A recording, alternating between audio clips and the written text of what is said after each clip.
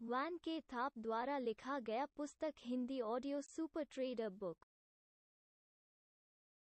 भाग 4 position sizing के महत्व को समझना। पाठ 42 पोजीशन साइजिंग का उद्देश्य क्या है?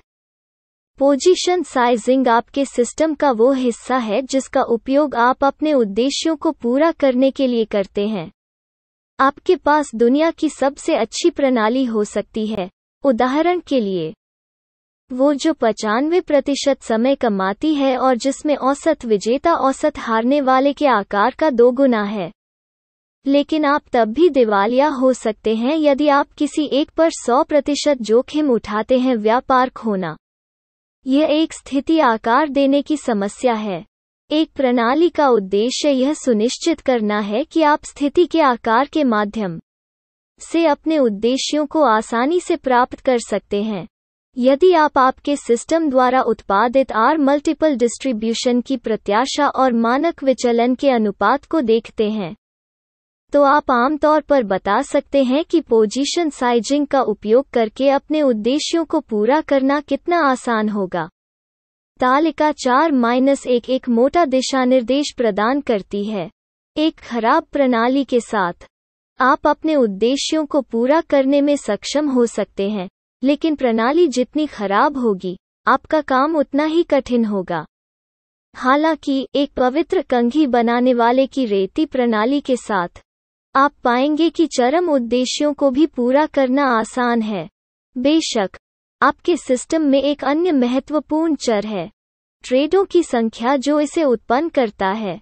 0.75 के अनुपात वाली एक प्रणाली जो प्रत्येक वर्ष एक व्यापार उत्पन्न करती है, पवित्र कंघी बनाने वाले की रेती प्रणाली नहीं है, क्योंकि यह आपको पर्याप्त अवसर नहीं देती है। हालांकि 0.5 के अनुपात वाली एक प्रणाली जो प्रति माह 20 ट्रेडों को उत्पन्न करती है, एक पवित्र कंघी बनाने वाले की रेती प्रणाली है। आंशिक रूप से क्योंकि यह आपको पैसे कमाने के अधिक अवसर देती है। मैंने एक मालिकाना उपाय विकसित किया है जिसे हम system quality number SQN trademark sign कहते हैं, जो ट्रेडों की संख्या को ध्यान में रखता है। हम इस अवधारणा पर शोध करने में कुछ महत्वपूर्ण टिप्पणियों के साथ आए हैं। माध्य आर के अनुपात के साथ आर के मानक विचलन के साथ 0.7 के रूप में उच्च के साथ एक प्रणाली के साथ आना बहुत मुश्किल है।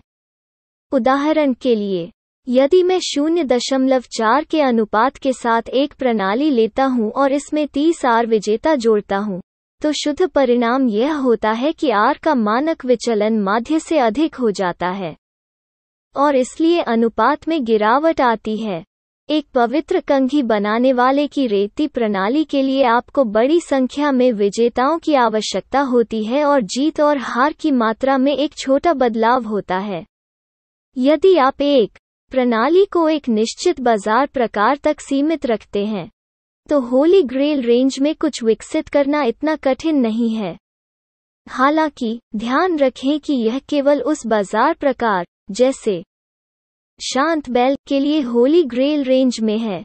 आपको यह समझने की आवश्यकता है कि आपका सिस्टम विभिन्न प्रकार के बाजारों में कैसे काम करता है और इसका उपयोग केवल उसी प्रकार के बाजारों में करें जिनके लिए इसे डिजाइन किया गया था। यह विकासशील प्रणालियों के बारे में बहुत कुछ कहता है और जो मैंने पहले कहा था उसे प्रतिध्वनित करता है।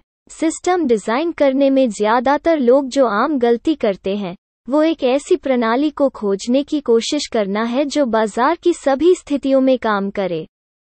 यह पागलपन है। इसके बजाय विभिन्न प्रणालियों का विकास करें जो प्रत्येक बाजार प्रकार के लिए पवित्र कंघी बनाने वाले की रेती के स्तर के करीब हों। मुझे एक व्यक्ति से एक रिपोर्ट मिली जो 28 जुलाई से 12 अक्टूबर 2008 तक मुद्राओं का व्यापार कर रहा था। उस अवधि के दौरान अधिकांश लोगों को भारी मात्रा में धन का नुकसान हो रहा था।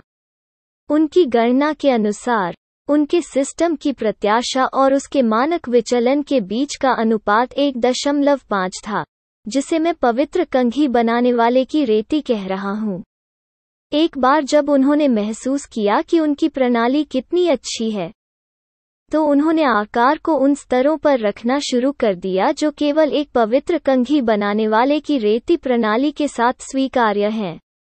तालिका 4-2 उन अलेखा परीक्षित परिणामों को दिखाती है जिनकी उन्होंने मुझे रिपोर्ट की थी। मैंने पहले लोगों को प्रति वर्ष 1000% कमाते देखा है, लेकिन ऐसा कुछ भी कभी नहीं।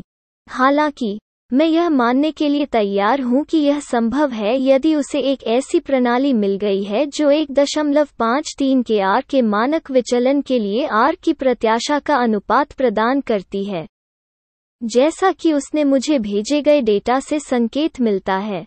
हालांकि उनकी वापसी केवल इसलिए संभव थी क्योंकि उन्हें तब एहसास हुआ कि वे इस प्रणाली के साथ स्थिति के आकार के साथ क्या कर सकते हैं। प्रति व्यापार उसका जोखिम बहुत बड़ा है और अधिकांश व्यापारियों को दिवालिया कर देगा। दोबारा, मेरे पास यह जानने का कोई तरीका नहीं है कि मुझे भेजी गई जानकारी सही थी या नहीं। मैं ट्रेडिंग खातों का ऑडिट नहीं करता।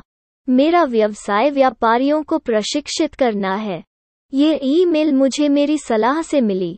अंतर्दृष्टि के लिए धन्यवाद नोट के रूप में भेजा गया था।